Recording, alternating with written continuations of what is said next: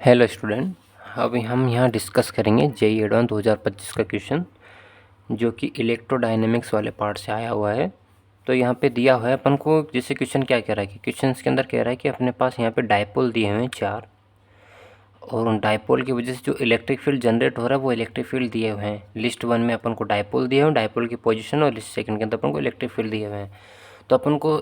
Electric field निकालना है dipole की वजह से जो भी आ रहा है वो, और मैच करना है कि कौन सा इसके अंदर ठीक वो ऑप्शन सही होगा। तो यहाँ पे सबसे पहले हम आप देख लेते हैं कि डायपोल, ये वाला जो डायग्राम है डायपोल का, ये आपको आपके माइंड में होना चाहिए कि प्लस क्यू और minus q at angle theta at a point P r theta मैंने यहाँ पे पोलर कोऑर्डिनेट के अंदर ले रखा है, आप एक्स वाई डायरेक्शन में भी ले सकते हैं। तो आर वेक्टर और दोनों चार्ज के बीच की डिस्टेंस दी, तो डायपोल यहाँ पे क्यू मल्टीप्लाई बाई डिस्टेंस। तो इसकी वजह से जो इलेक्ट्रिक फील्ड होगा वो क्या होगा, ड्यू टू डायपोल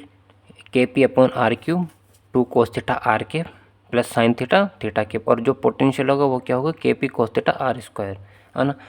और 8 एक्सिस ऑफ डायपोल, एक्सिस के डायपोल पे यहाँ पे एंगल मतलब थीटा इक्वल टू 0 एक्सिस के डायपोल पे, तो यहाँ पे पोटेंशियल अपना के पी अपॉन आर स्क्वायर हो जाएगा, और एक्सिस पे इलेक्ट्रिक फील्ड जो अपना होगा वो 2 k P upon r cube r cap हो जाएगा। और इक्वेटोरियल एट इक्वेटोरियल मीन्स कि किसी न किसी एंगल पे, तो जैसे थीटा इक्वल टू 90 डिग्री है 90 डिग्री पे, तो यहाँ पे पोटेंशियल अपना 0 होगा, लेकिन इलेक्ट्रिक फील्ड चेक करें तो यहाँ पे k P upon r cube theta cap होगा, है ना, थीटा केप होगा। अब ये चीज़ अपन को याद रखनी है, यहाँ पे ये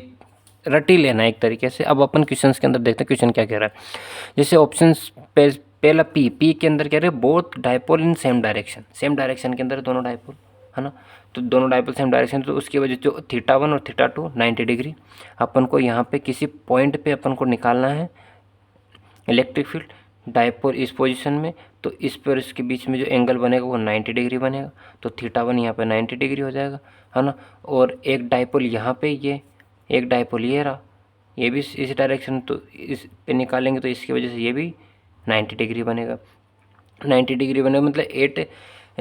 इक्वेटोरियल वाली एक्सिस हो गई यहाँ पे, तो यहाँ पे इलेक्ट्रिक फील्ड अपना जाएगा k P upon are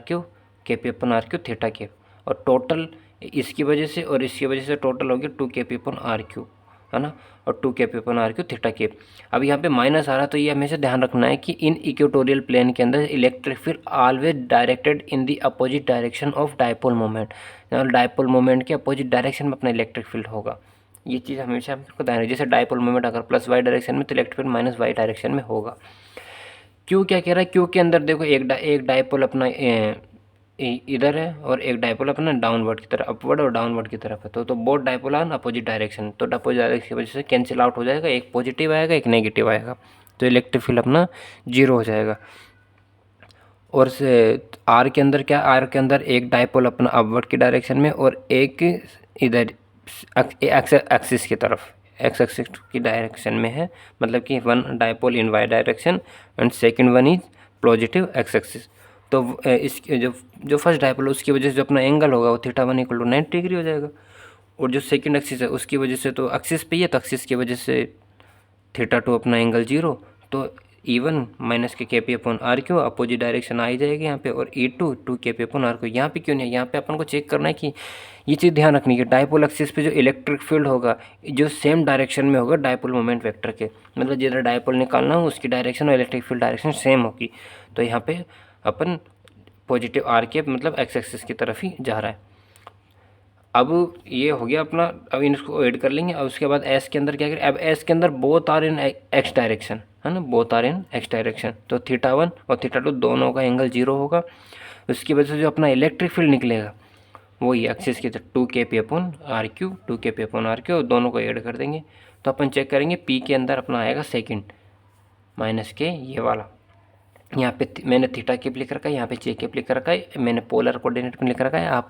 Cartesian coordinate में भी लिख सकते हैं आई केप जे केप के अंदर। इलेक्ट्रिक क्यू के अंदर इलेक्ट्रिक फील्ड 0 आ जाएगा, तो क्यू ये फर्स्ट आ जाएगा क्यू के अंदर, और आर के अंदर फोर्थ आ जाएगा यहाँ पे P upon 4 pi epsilon r q 2 i cap minus j cap, तो यहाँ पे 2 आर केप माइनस के जे केप, ठीक है, और 4 पाई एप्सिलॉन नॉट, और आर और उसके बाद एस के अंदर आ जाएगा अपना फिफ्थ जो अपना है पी अपन 4 पाई, यहाँ पे के को चेंज कर देंगे 1/4 पाई एप्सिलॉन के अंदर, और ये अपना इक्वेशन हो गया यहाँ पे। Thank you.